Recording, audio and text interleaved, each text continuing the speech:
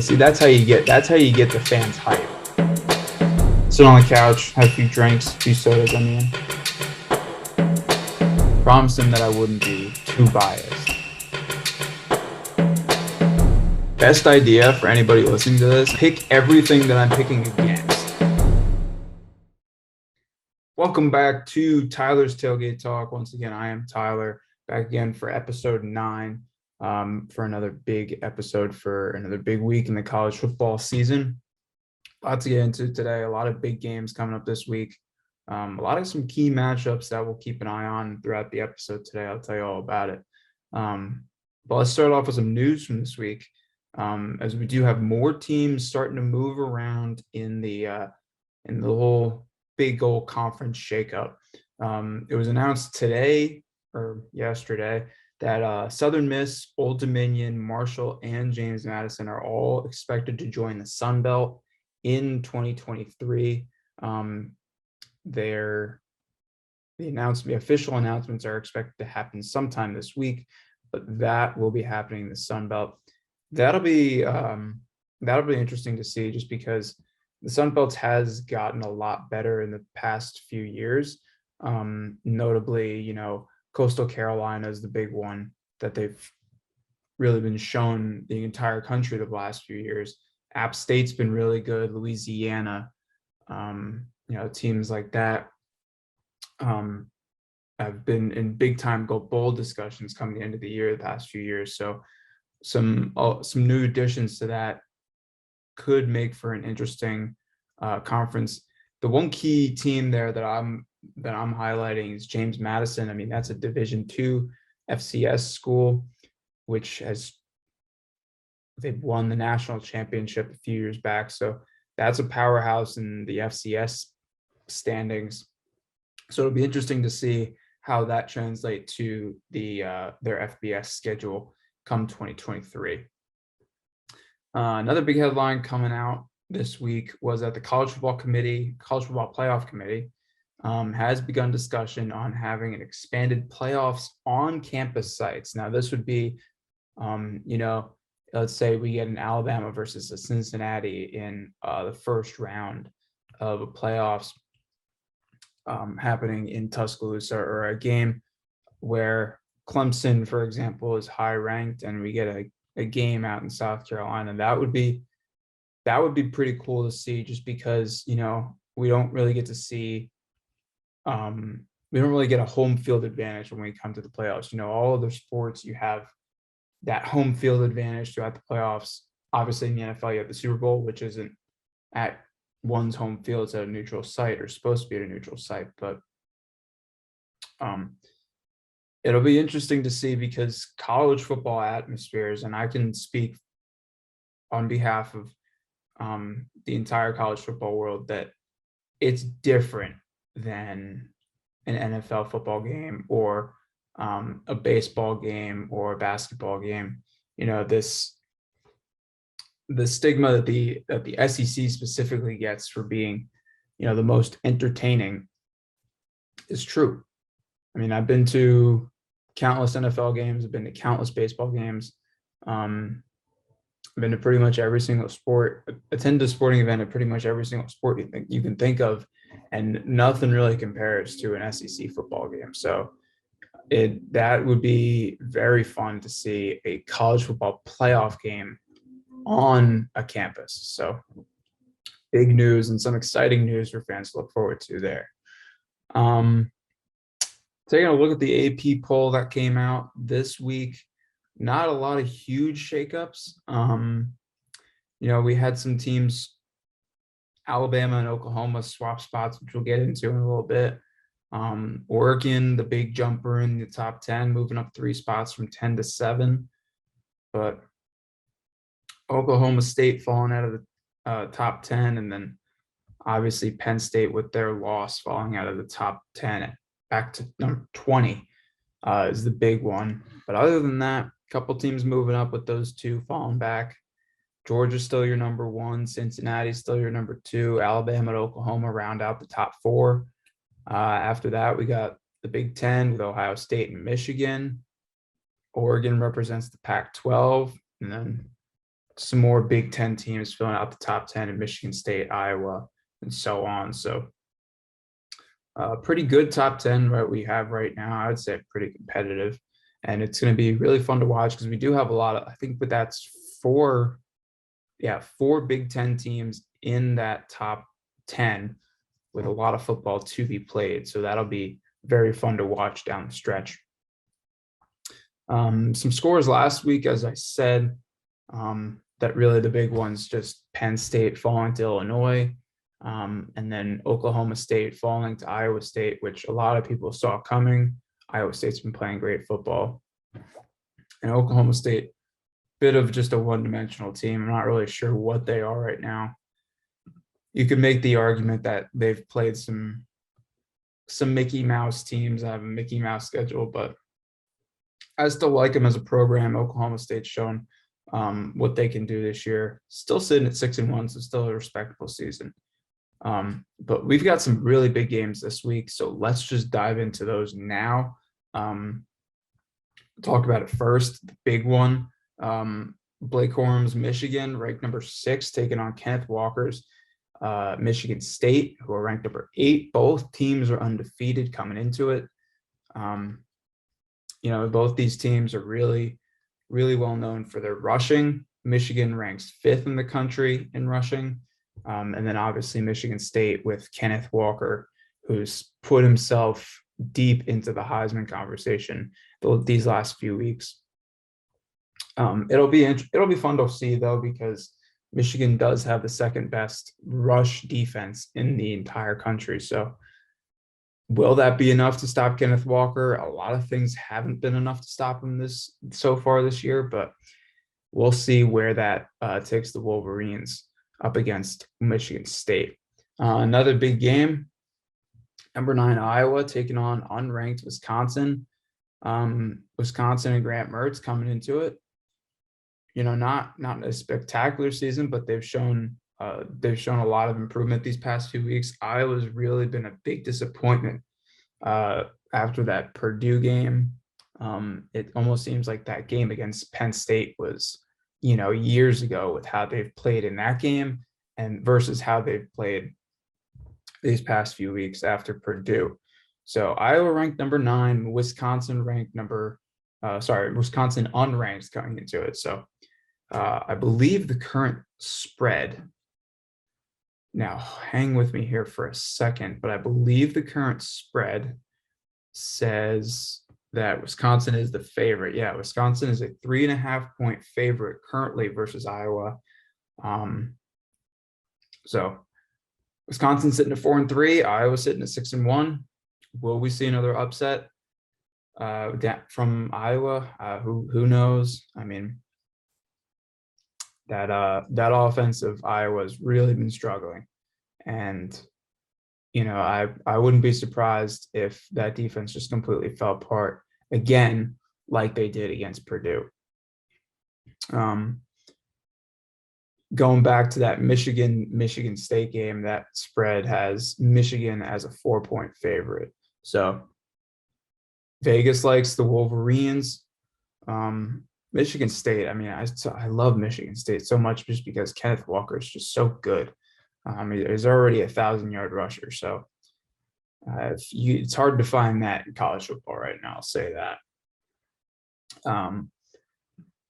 But moving on, we covered those two. And then the final one that I really think is the big game, the 3 big games of the week. You can make an argument for a fourth, but I think these are the top big 3. Matt Corral and number 10 Ole Miss taking on number 18 Auburn in Toomer's Corner. In my opinion, this game is going to come down to whether or not Auburn's defense can contain Corral in the pocket. I mean, he has shown that he is one of the best quarterbacks in the country right now, and he's shown that he's a great dual threat quarterback, both inside the pocket and as a pocket passer, and outside the pocket as a threat to rush. So if Auburn's defense can contain Corral and just keep him in the pocket and make him pass the ball, make him move the ball with his arm to beat them, I think Auburn's got a chance. And I mean, this would be a huge win for Auburn. I mean, Corral's beatable if you make him if you keep him in the pocket. We saw that against Alabama. There were times where he escaped, but I mean, that's also a tribute to the Alabama defense, unbiased there. Um, but they were able to keep him in the pocket, force him to make mistakes under pressure. But if Auburn doesn't contain him, then they're screwed. So the fourth and final game, which I said could go either way. You could call this a notable game. You could not. Georgia and Florida, the big rivalry. Georgia obviously ranked number one. They're the best team in the country without a doubt. Florida coming in unranked, although they've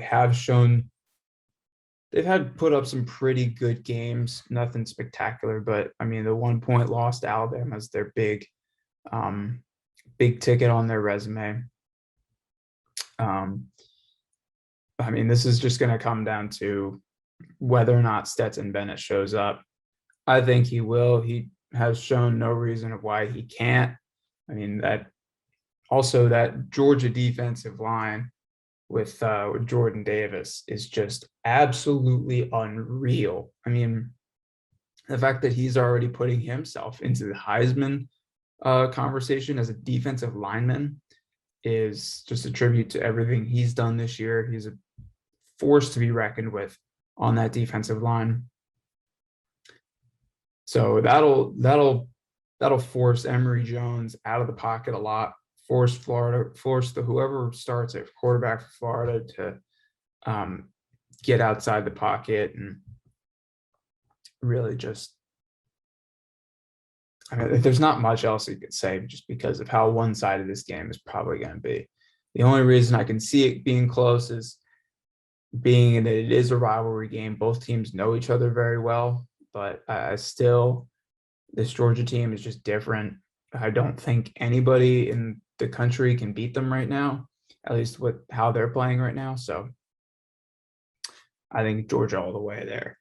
Now, does Florida stand a chance? Because they did play very well against Alabama. We did see that way back when in week, whatever that was, 4 or something. They did show up and they did just lose by 1 to Alabama with a missed extra point in that game. So I don't think they do. I don't think they stand a chance. A lot of people saying that they never had a chance to begin with just because of how different the two programs are.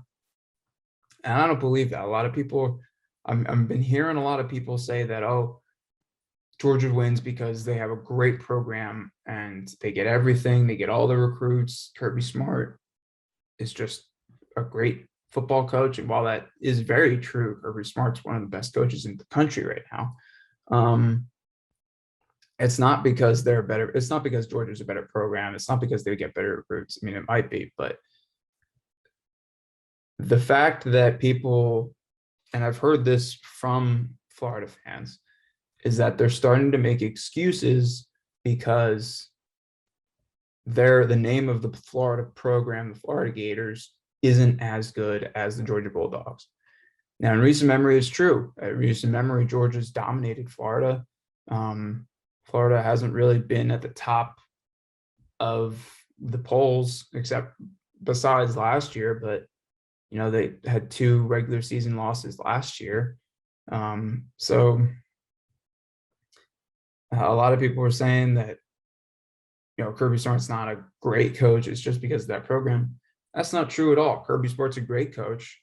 He comes in, he recruits. And when he recruits, more recruits see that. And they're like, okay, well, they've got a 5-star quarterback. They've got a 5-star running back. They've got 4 out of 5 guys on the offensive line are 5 stars. They got 3 5-star wide receivers. Their front 7 or 6 5-stars. I mean, people 5-stars see that and they want to come and play because who wouldn't want to play with the best? Now, we know that Florida can be that team because we saw it with Urban Meyer. We saw it with Tim Tebow. When Tebow was there, it was the Tebow show. They had Aaron Hernandez, Riley Cooper, all those guys on that team. And they took them to a national championship and all that. They were the talk of the town, dominated everybody. I mean, that's that was a huge few years for the program, showing that they can be that team. And that's the kind of coach that Urban Meyer was. And now Florida doesn't have that in a coach. I mean, right now what Georgia's got is what Florida had with Urban Meyer way back 15 years ago or 10 years ago, where he would just bring in great recruits. Kirby Smart, great recruiter. He keeps his players. He's a player's coach. The players love him, and he's a great coach. So they win, and that's just how it is. And the few blemishes that we've seen on Kirby Smart's record the past few years, sorry, but it's been to Nick Saban, who's the greatest coach in college football history. So can you really fault him all that much? No. So Georgia, and whatever excuses these Florida fans are making that I've been hearing, it's bull, because Georgia has a better coach. They have a better coach. They get better recruits. Yeah. It's not Georgia's fault. It's your fault. Get a better coach. Bring somebody in. Bring in a new athletic director who can find a coach and cares about winning that much that you're willing to go out and spend the money on a James Franklin from Penn State, who is a great recruiter. Go out and spend the money for, I don't know, Lincoln Riley or something. Just find somebody that you can recruit with, and the wins will come from there. Sorry about my little rant, but it had to happen. Oklahoma is a team that we need to watch out for this week, because they haven't really shown. They've shown bits and pieces, and the college football playoff committee doesn't want to see bits and pieces. They want to see, what have you done for me? What have you failed to do for me? Now, Oklahoma's first 8 opponents of the season have a combined record of 20-37, which is not good. Their remaining 4 opponents this year have a combined record of 22-7. So those 4 opponents being Texas Tech this week, they've got Baylor, who's currently ranked number 16. They've got Iowa State, who, coming off a big win over Oklahoma State, is now ranked 22. And then they play that same Oklahoma State team. So it's a tough situation for Oklahoma, because basically they're at a point right now in the rankings where they don't need to do all that much. They can win the Big 12, and the Big 12 is not great, so that wouldn't be as valuable as an SEC or Big 10 conference championship. They can do that to make the playoff. But these are going to be some tough games. And honestly, Oklahoma has squeaked by a lot of their competition these past few weeks. You look back, Kansas, they only won by 12. TCU, TCU is a bad team, won by 21 there. They barely squeaked by Texas, won by 7. They barely squeaked by Kansas State. They won by 6. They barely squeaked by West Virginia, but won by 3. They barely squeaked by Nebraska. They won by 7. I can keep going on. I mean, Tulane, they only won 40-35. So Oklahoma hasn't really shown anything or anybody that they're worthy of a spot in the college football playoff. So it'll be very interesting to see if they can remain undefeated, number one. If they can remain undefeated in these next 4 weeks, Texas Tech, Baylor, Iowa State, Oklahoma State. And then if they can stay undefeated, can they show those blowout wins?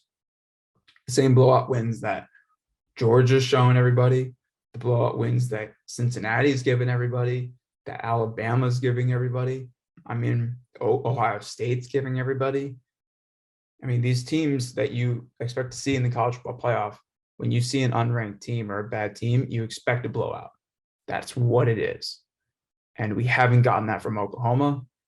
So that's why I think we saw last week that the AP poll kind of decided that, okay, let's put Alabama over Oklahoma, despite both of them winning.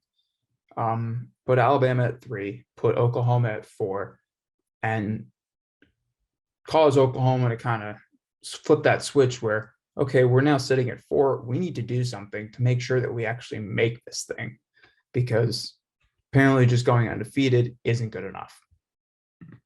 So I think that's where they're at. Again, haven't really seen that a whole lot in the past few years from the AP poll, where 2 teams win, but they swap spots. Interesting. Haven't really seen it. Even more interesting that Alabama has a loss on the record and Oklahoma doesn't. So I don't know if that adds anything more into it, but just interesting to see Oklahoma now at 4, having to almost dig their way in. Let's get to the locks for this week. We had a great week last week. Very happy with the results that we had last week. I mean, these past few weeks, we've been pretty fucking good. Week 7, we went 3-1, like I said last week. And then this past week, for the first time this season, 4-0. Oregon took Oregon +1 against UCLA, and they won. Took Oklahoma State +7 against Iowa State. +7 would have given Oklahoma State the win, so good job. Buffalo -12 versus Akron. Buffalo won by 35, so covered that pretty easily. And then UVA giving 6.5 to Georgia Tech, and they win by 8. So a 4-0 record there last week. We're going to try and keep up the streak, trying to make it 8 in a row this week. Now, before I get into it, the one thing I will say is the spread on the Georgia-Florida game caught my eye. I'm going to pull it up here. The spread currently is 14. Now, usually I'd hammer Georgia on that, but I'm going to stay away from the rivalry games this week, or at least the big ones like the Georgia-Florida, just because you never know what can happen there. But anyway, let's get into it. First lock I've got on the week, Wake Forest, ranked number 13 in the country, one of the most entertaining teams in college football so far this season, taking on Duke. Wake Forest favored by 16. I think that is going to hit by a mile. Wake Forest -16 against Duke. Hammer that easily. Second one I've got number 10 Ole Miss versus number 18 Auburn. I spoke about it before. Auburn actually coming into the game as 2.5-point favorites from where I got it. I'm going to take Ole Miss. I think Ole Miss does win this game. I'm not really convinced about that Auburn defense right now. Ole Miss getting 2.5 points. You can hammer that one easily. Third one I've got for this week is number 2 Cincinnati taking on Tulane. I'm thinking twice, but no, I'm not. Cincinnati taking on Tulane. Cincinnati giving Tulane 26 points, one of the biggest spreads we have this week. I'm going to hammer Cincinnati. They've blown everybody out. I love the Cincinnati team. I love Desmond Ridder. Tulane, they're a trash school. So let's go Cincinnati, -26. And the last one, they did be great last week, so I'm going to ride the hot one. And honestly, I couldn't find any other ones that I really loved. This one I do like. We're going back to Buffalo. Evan, you're welcome. Going back to Buffalo, taking on Bowling Green. Buffalo favored by 13.5 points. Hammer the Bulls. Buffalo giving Bowling Green 13.5. Hammer that one in. So those are the tailgate locks. Again, 4-0 last week. I'm the greatest of all time.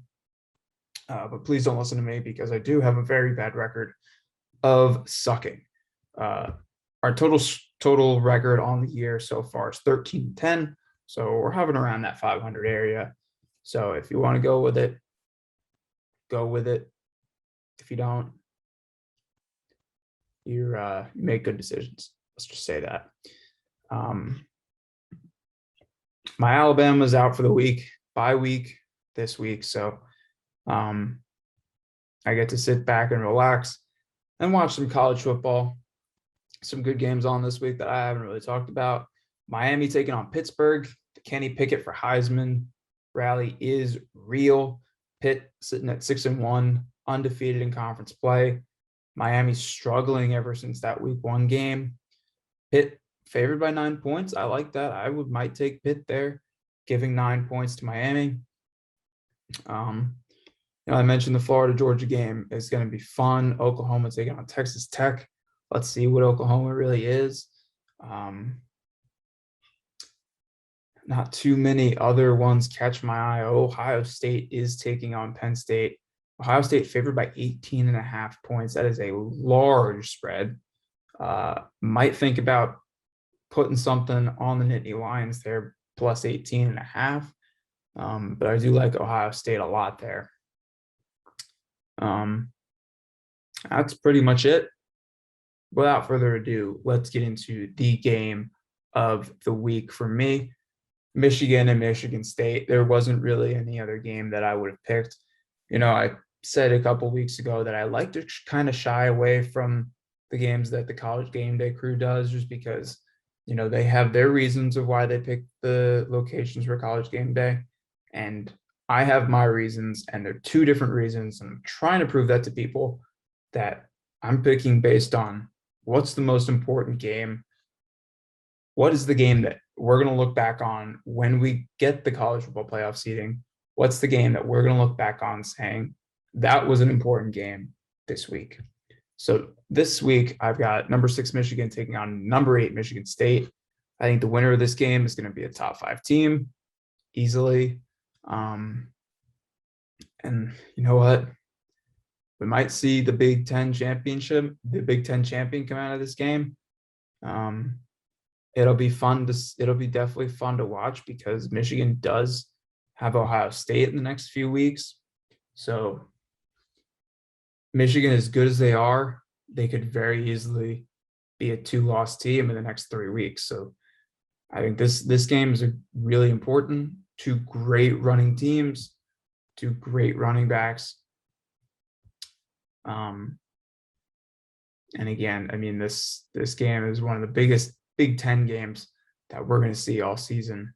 So number 6 Michigan, number 8 Michigan State, Tyler's game of the week. You can lock that one in. Hammer down all of those tailgate locks that I gave you. Hope everybody has a great Saturday. Special announcement: we do have a merch drop coming on Monday, so keep an eye out for that. Got some sick shirts coming out, so keep an eye out for those and go buy one. Support the pod if you will. Big thanks to the Washed Up Sports crew for doing everything. Hope everybody has a great Saturday. Sit back, relax, do whatever you got to do to relax, and just have a good Saturday. Watch some college football, kick back, and I'll see you next week. Adios. Hey guys, thanks for watching. Be sure to check out the rest of our channel and subscribe. Make sure to follow our Instagram and maybe consider subscribing on Patreon for our bonus content. You can only find it there. I promise it will be well worth it. Thanks.